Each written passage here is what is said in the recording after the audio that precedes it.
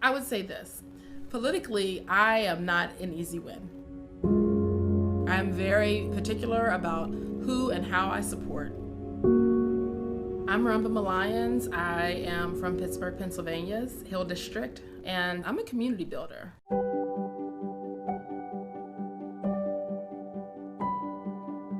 When African Americans and other people of color don't have access to capital to build their business, it robs America of the brilliance that rests within those communities. The Biden-Harris campaign specifically speaks to investing billions of dollars into minority businesses. I have found the Build Back Better plan, and again, I'm not an easy win, right? I can be really tough. It is the most detailed that I have ever seen as a community developer in a presidential platform. This election is a defining moment for our country. We are deciding who we will ultimately be. And we should not take for granted that things cannot get worse. It is not going to be perfect. I do not believe in political purity. There is no perfect ticket. But I do know there are people who will care, people who will be responsive to critical needs, and that is certainly the Biden-Harris ticket.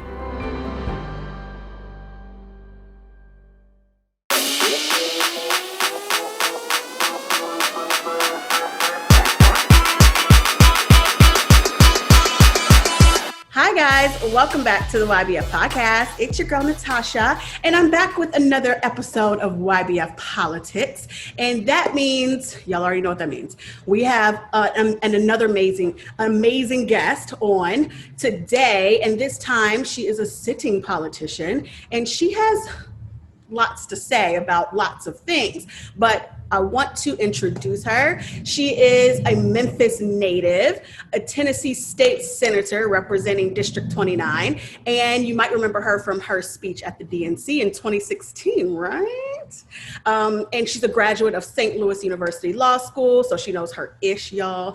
But her home is the state of my Texas A&M Aggies SEC rival, University of Tennessee, but I will not hold it against her.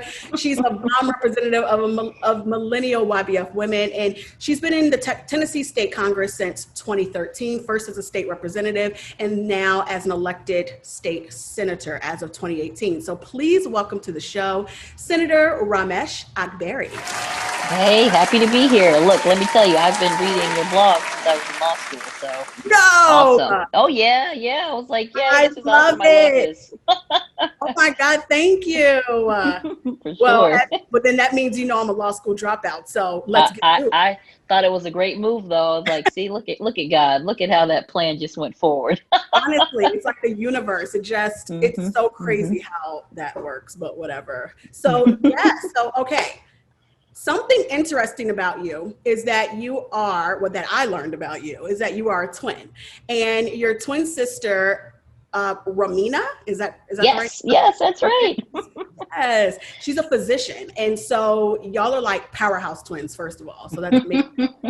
So I'm not sure. Well, no, I am sure because I know my mom is a physician, so I know that you're kind of on the front row of seeing what physicians and scientists and people like that go through right now during this COVID craziness, regardless of what our administration is saying, regardless of what right wingers are saying, because you see it, because people are in your family telling you what's going on, what's really up. So I looked at stats this morning, and I saw that Tennessee State surpassed 175,000 cases of COVID, but been testing like 2.5 million tests, which I think is pretty good. So it doesn't seem like there's a sharp uptick of cases. It seems to be either flattening or dropping, which is good. So how do you think Tennessee is performing during this crisis? Well, let me tell you, I mean, we thought that the state shut down just a little too late. A lot of the burden has kind of fallen on cities and counties. We still don't have a statewide mask mandate. And our governor has pretty much aligned his policies with the policies of Donald Trump. So it's interesting to hear now that the Trump administration knew a lot more than they have kind of led us to believe. But I think, we're working through it. It's been a lot of local government stepping up, saying, hey, I mean, we've been under a mask mandate in Memphis since I think maybe March or April. So I appreciate that. I think people are starting to recognize, but we'll see. Labor Day will be what was a big test for us. So later on this week and next week, we'll see how things really are going. But it seems that the trend is going down. So that's always a good thing. Always. And I would grade, and this is why I kind of want to talk to state senators and state legislatures, because I want people to understand that regardless of what the administration is doing, the executive branch of our US government, no matter what they're doing or not doing, there's so much power that lies in state politics and state government, because like you just said, regardless of what they mandated or didn't mandate, you all have your own mandates. And thankfully the mayors and governor was not too shook, or mayors and councilmen or whoever weren't too shook by Trump's threats for whatever they did or didn't do. But I want you to kind of explain like why that's so important, and what grade would you guys give this administration for how it affected your state? Well, local elections do matter. Honestly, having a mayor, a county mayor, and a city mayor here in Memphis that understood this was important, that we shut down way before the state shut down, is really important. I think that the federal government did not provide universal support as they should have. They made states have to compete against each other for PPE, which is ridiculous. You have like Tennessee borders 8 other states. And so you have folks who work in Tennessee but live in Arkansas or Mississippi, and there's not a universal policy around how folks are keeping themselves safe. I think in these extraordinary times, the administration failed, big capital F. Everything that they did do and that they didn't do has led us to where we are now. You see that we're in the worst economic recession since the Great Depression, and it's really impacting Black communities in an even more significant and dramatic way. And it didn't have to be this way. Joe Biden says it a lot, but I truly believe it. And I almost feel like it is criminal negligence what Donald Trump and his folks have been doing to our country. It's insane. And we're going to get to Joe Biden in just a second, but something I wanted to ask you about, which made pretty big news. I know I was taken aback, like, what the hell are they doing in Tennessee? And I think a few other states were trying to do this. There is a protest bill that you already knew what I was about to say, right? Right. It's like protest bill that hit the floor of both houses of Congress in Tennessee last month, and it was voted on in a special session. And I mean, I have an issue with it, but we're gonna get into why it's a problem and why everyone across the country needs to pay attention to what's going on in this state situation. So I don't know the exact name of the bill, but the bill to me is a perfect example of showcasing the importance of state legislatures. You see the difference between state and US Congress and the impact on our everyday life. So regardless of what our amendment, our Constitution says that we have the right to protest, if a state wants to limit that in some way, they can. So in Tennessee, you guys passed a bill you passed a bill that basically increased penalties for vandalism and camping on state property related to recent Capitol protests. So, and then there's a provision in there that says, and I know that it was introduced in the House and now the Senate, what you are part of, adopted this part too, that basically turned it from what would typically be a misdemeanor into a felony. If you are arrested for that. And we all know the repercussions of that. There's possible voter rights taken away. There's a lot of ripple effect with that. Explain to us why this happened and what type of effect is this going to have on all of us. Well, you kind of hit the nail on the head. First of all, the legislation is pure nonsense. It is vindictive and unnecessary. The legislature tried to do it in June when we came back to conclude our session. We paused in March because of the crisis. And I sat in the committee room, which they hadn't heard in finance because they didn't want to open up the Judiciary Committee as it should have gone to. And one of the representatives, a Republican representative, he literally asked, he said, so if I'm on state property and I fall asleep in my car, I could be guilty of a felony? And they didn't have an answer for him. So they took a recess in that committee and we never came back. We adjourned, we were done, we thought we were done. They called us back for a special session to handle some other things related to liability and then also to telemedicine. And then the governor puts on the agenda as well this god awful protesting bill. It's a shame.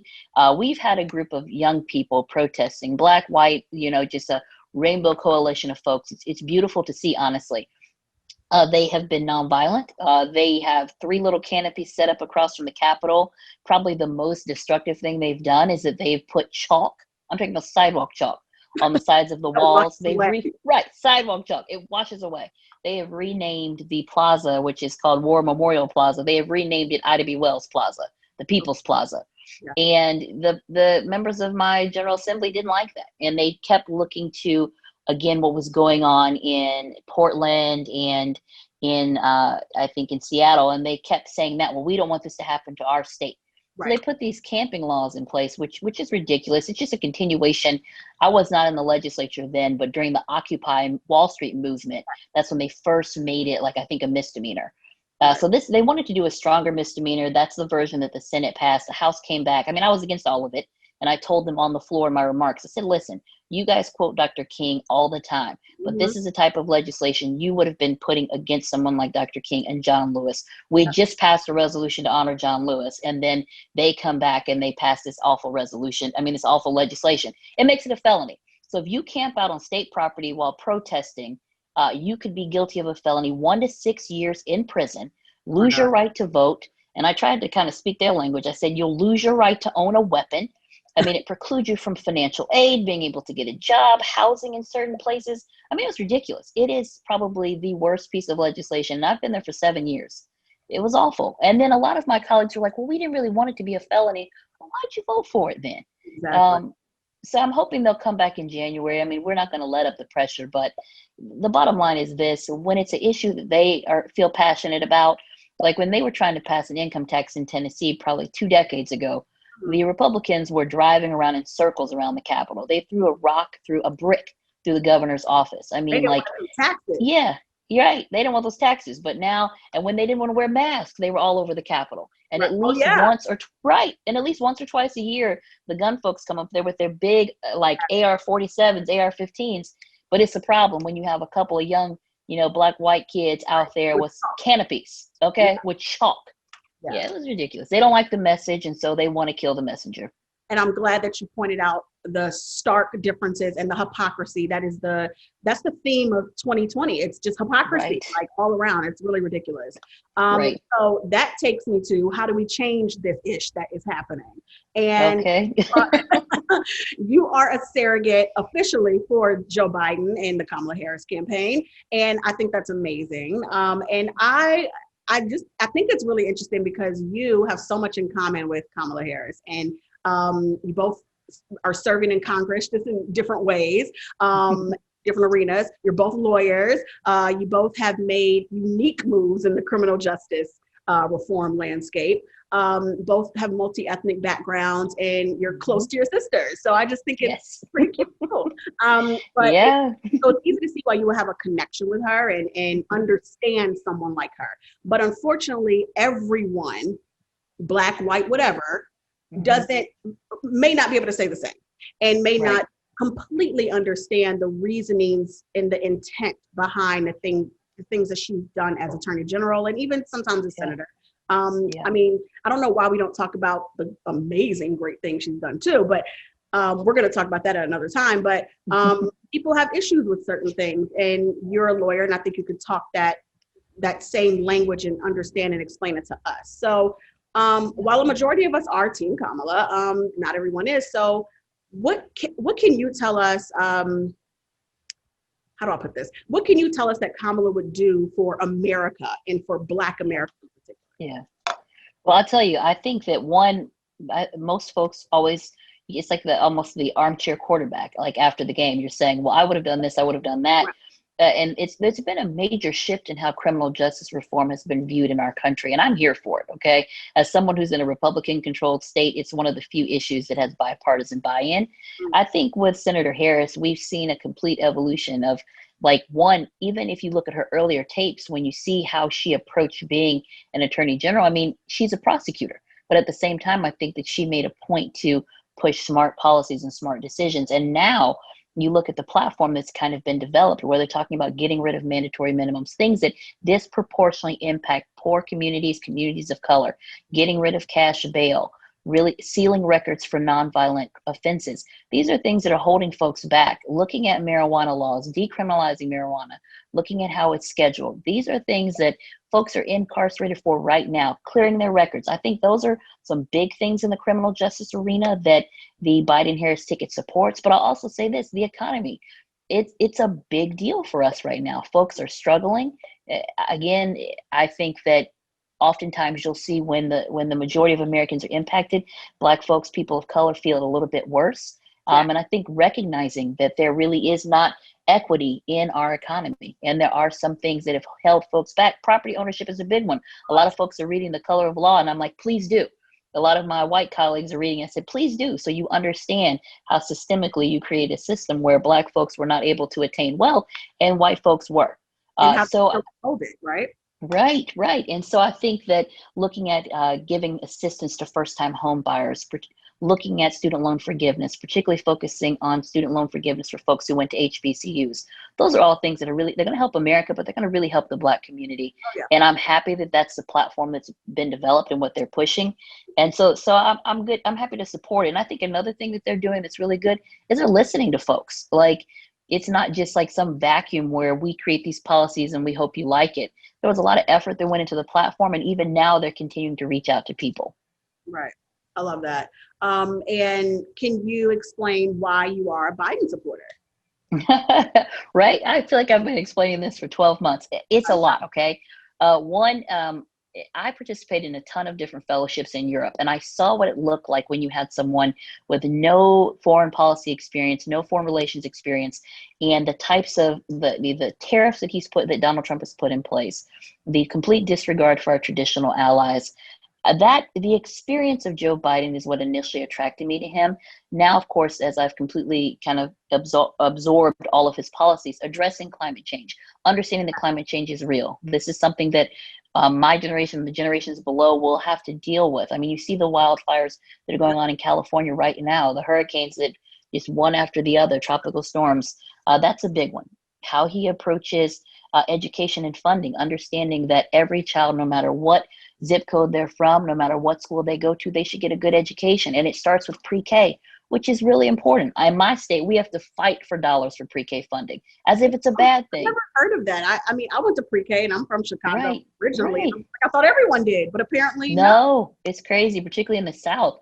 Actually, I was sitting in an education committee meeting my second year there, and I heard one of my colleagues say, the government has our children enough. And I thought, are you guys crazy? They say it's a responsibility of the parent. And I'm like, if parents are working, you have two working parents, how are they going to provide pre-K for their children? Come on. So, right. So he believes in universal pre-K. And also Tennessee was shockingly ahead of the times on this. And it was something we worked with the Obama administration to try and push statewide, but that was free community college for all high school graduates and all adults. That's something that Joe Biden's pushing, and even going further by saying for colleges and universities. That's a big deal for me. Education is huge. Criminal justice reform is huge. The environment is huge. And experience to restore our kind of standing on a foreign soil is a big deal, because we've had someone who embraces our enemies. And I just cannot come on. You have North Korea and China and Russia, and they're just making a fool out of us. It's ridiculous. Right. How do you think that Biden and Kamala Harris, how do you think they would contribute to certain policies that are being pushed by you and your colleagues in your own state? How will a Biden administration help things like the criminal justice reform that you're trying to do in your state specifically, and even the protest bill and all these random things that are coming up that are directly impacting your life? How will this new administration help? Well, I'm hoping that they'll bring some stability and they'll restore trust in the federal government, and also restore trust in facts, like actual facts, and not just like anecdotes or just like things that people come up with. A lot of times you see this fever pitch, particularly around like a protest bill, because the federal government and the top official, our president, is trying to send federal troops in and acting like people who are peacefully demonstrating are some sort of foreign enemy. So I think they'll bring that level of stability and experience. I think also that a big thing that they've both focused on in their careers are building coalitions. I mean, we are in such a weird, awful partisan nightmare where it's like people forget that they're people first. And my legislature always likes to say, we're not like those folks in DC. But I'm going to be honest with you, with this rhetoric coming down from the president, it's seeming more and more like that. So I'm hoping that every ugly thing that Donald Trump has brought to light will start to shrivel up and fall away, that we will finally truly tackle racial injustice. We will truly focus on equity. We will truly focus on making America an inclusive place for everyone, not this whole make America great again, as if it was ever great for certain people. Do you feel like people can change the way you kind of mentioned it earlier about how the criminal justice landscape has changed, so therefore the people within it need to change and change their view on it? How do you think that Biden has changed over his several decade career in politics that it would make it more feasible or more just having the Black community more able to accept him as a candidate of change and not that guy we knew that did the crime bill and almost 40 years ago and just that old guy that we remember from back in the day during Anita Hill? How do we know he's changed? Can he change? Yeah, I think, well, one, we look at his policies, right? Like once and Mayor Keisha Lance Bottoms focused on this a lot, I think, during the primary.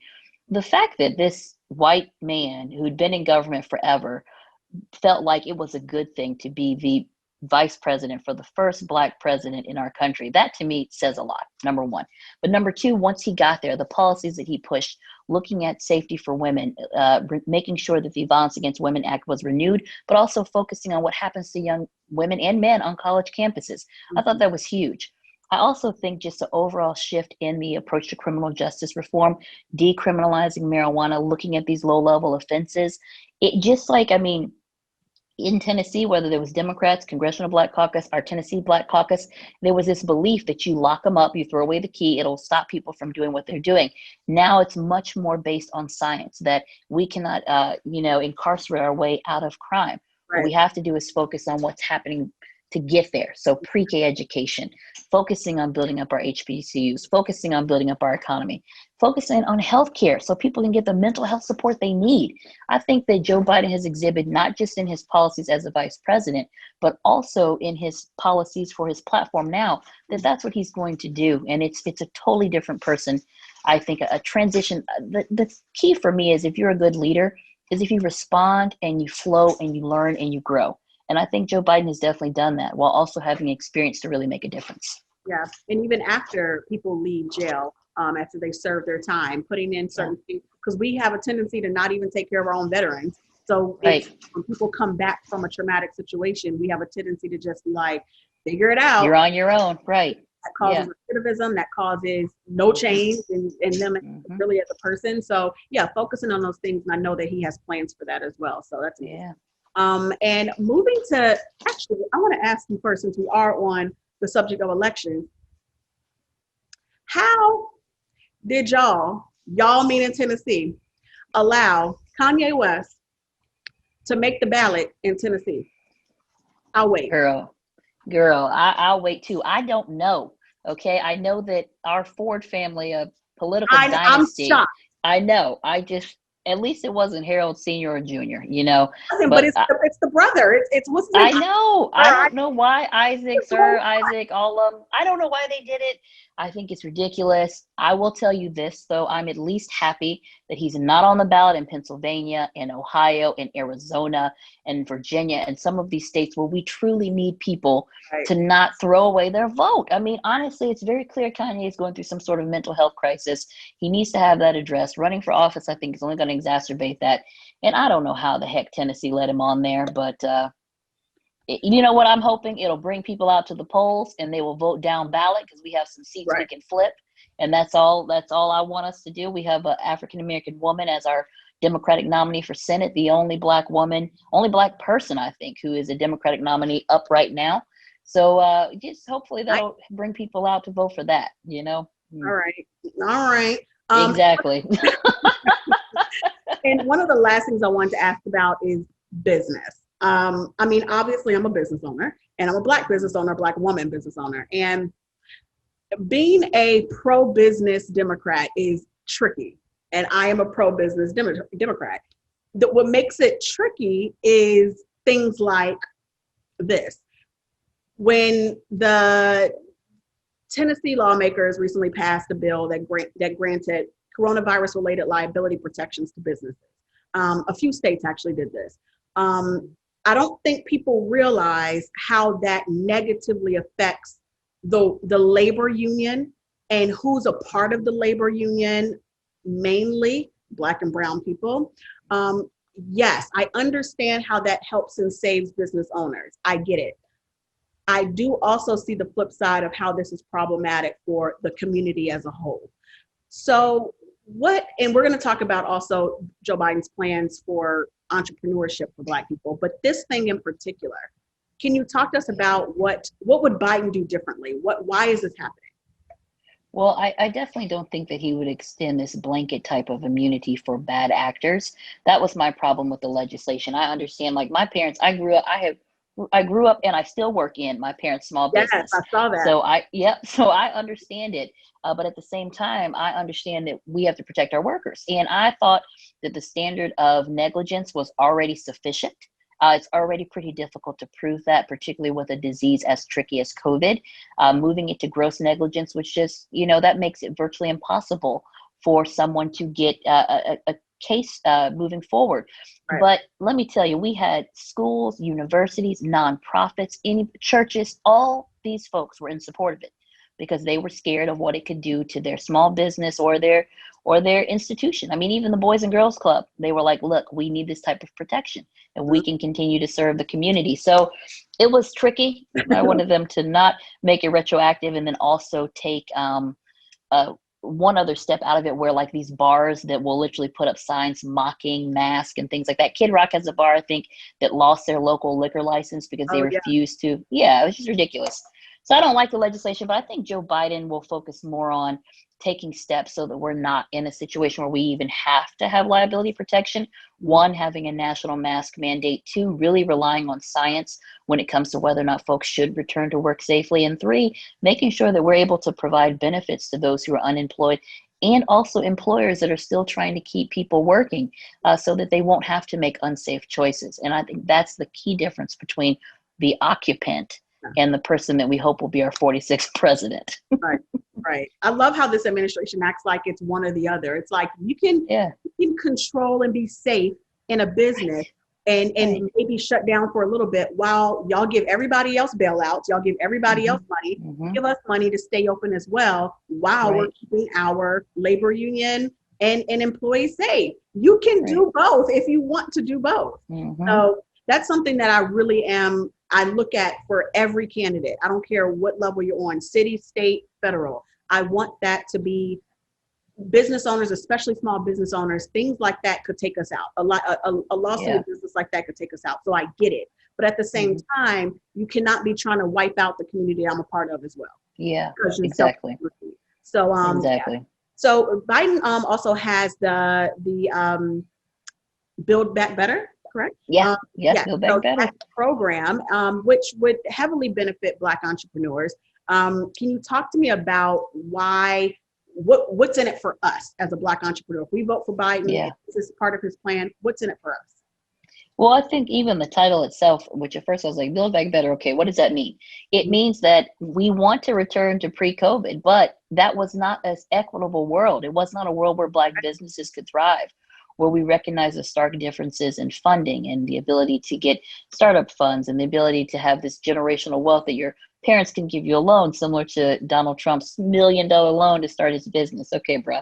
But so Build Back Better is recognizing all of that. It's saying that we need to provide funding for businesses, low interest loans for businesses, mentoring and tools to help get them off the ground, and just recognizing that it's not equitable, but it should be, and that there are things that we do that can make it equitable. Because at the end of the day, small businesses have supported the Black community in so many ways. Even in Memphis right now, we have thousands of businesses, of Black businesses. I mean, I think maybe like 50,000, but only 800 of them have more than one employee.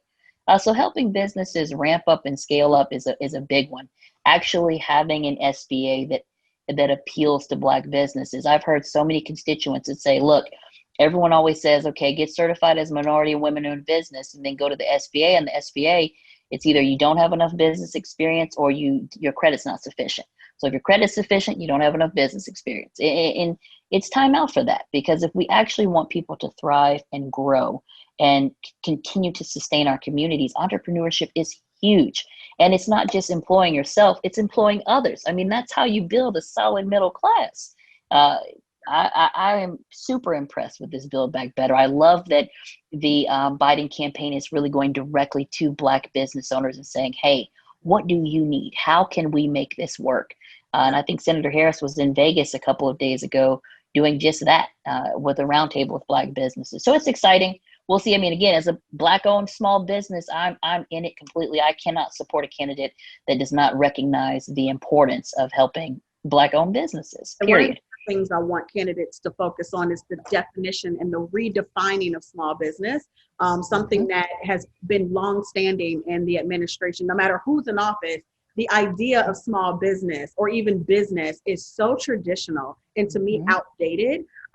They don't understand necessarily that, and this is why I think age matters, but they don't necessarily understand that these days, I read that over 60% of new businesses are virtual only and digital only. Yeah. When I go look to apply for coronavirus relief or grants or anything that, especially I live in New Jersey, so New Jersey came out with the whole plan to fund small businesses and to give you a grant that would take you all the way through December for your office or whatever you need to use it for. All these great platforms and great possibilities, but in the fine print, there's always something that prevents people like me from applying. And it's because I don't have a commercial lead, because I don't have a storefront, or because I'm not registered in one particular state. I mean, I have my corporation papers, but do I operate in that state? No. And they sometimes want you to operate in a specific state, like Facebook for their relief program. When you're a virtual digital business, none of that applies. So it pulled out so many of us, especially Black women.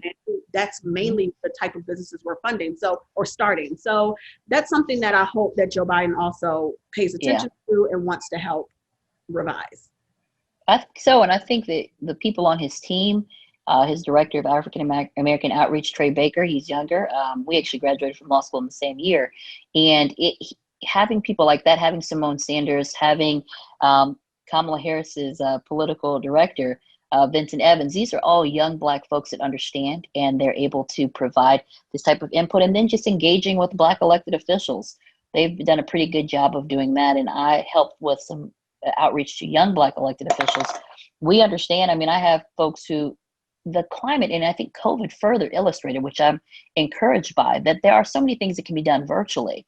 And you need to be able to support businesses to do that. So virtual businesses didn't think we were real. Yeah, it's like, okay, so you don't have an office, so what are you? Okay, so you want to meet over Zoom? I don't understand. And now all of a sudden it's like, can we meet over Zoom, please? So it's shifting, and I think the mindset and the attitudes are shifting, and certainly Build Back Better, it will take that into consideration. All right, I love it. Is there anything else you want to say to your possible, I'm sure there's Tennessee readers and listeners and viewers watching right now, anything you want to say to your constituents? Yes, I have two things I want to say. Make sure you fill out your census information. If you have not done it, please do it. It's so quick. It took me like 4 minutes online. It makes a big difference. Exactly. It makes a big difference. If you want to be counted, you want to receive the federal funding we also desperately need in our cities and states, you have to fill out your census.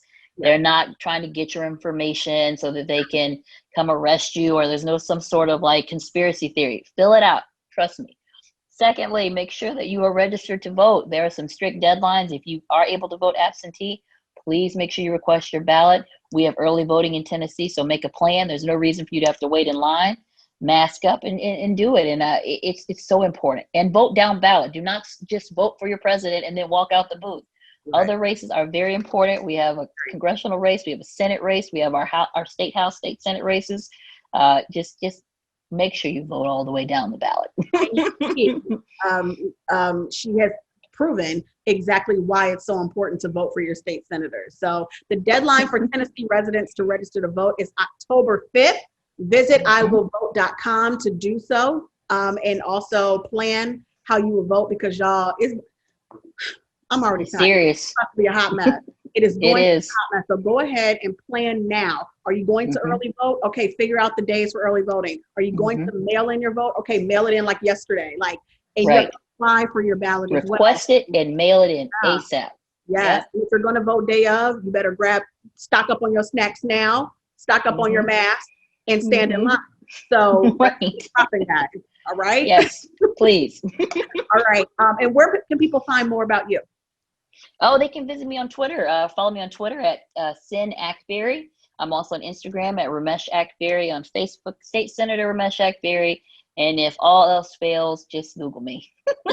My name is so difficult. It's so many letters. I don't even want to give my email address. I'm like, just Google it. You'll find it. It's there. All that. Right. Yes, and but Twitter, that's my friend. Yeah. And I love that you're so openly and readily available. It's sometimes hard once you put somebody in office. It's sometimes hard to find them and talk to them and hold them accountable for stuff. But she has given y'all all her credentials. So y'all go ahead and hit her up, because she ain't scared, clearly. All right. Never. All right.